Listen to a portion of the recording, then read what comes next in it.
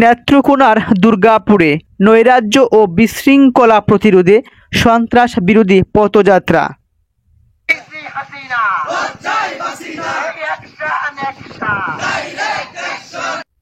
গত 5 আগস্ট বৈষম্য বিরোধী ছাত্র আন্দোলনের তোপের মুখে পড়ে দেশ ছাড়েন সাবেক প্রধানমন্ত্রী শেখ হাসিনা।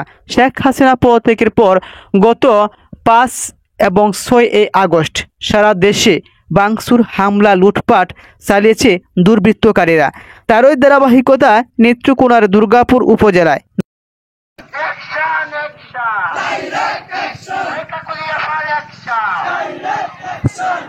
নৈরাজ্য ও বিশৃঙ্খলা প্রতিরোধে বিএনপির কেন্দ্রীয় কমিটির আইন বিষয়ক সম্পাদক ব্যারিস্টার কায়সার কামাল ওনার নির্দেশনায় এবং ওনার পক্ষ থেকে সন্ত্রাস বিরোধী পদযাত্রা হয়েছে।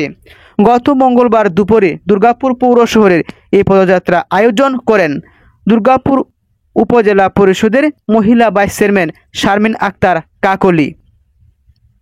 এই পদযাত্রায় উপজেলার বিভিন্ন এলাকা থেকে হাজার হাজার নারী, পুরুষ, ছাত্র, যুবক এবং সাধারণ মানুষ অংশগ্রহণ করেছে।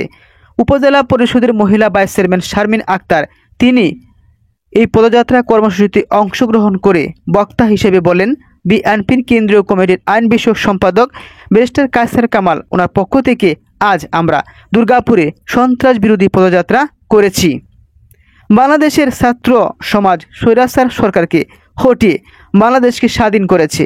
এখন শেখ হাসিনা ভারতের দিল্লিতে বর্তমানে আছেন। বাংলাদেশকে নিয়ে তিনি কলকাঠি নাড়াচ্ছেন, এমনটাই বলছেন উপজেলা ভাইস চেয়ারম্যান কাকলি। তিনি বলেছেন সাম্প্রদায়িক উস্কানি দিচ্ছেন তিনি ওইখানে বসে, বিভিন্ন স্থানে হামলা হচ্ছে।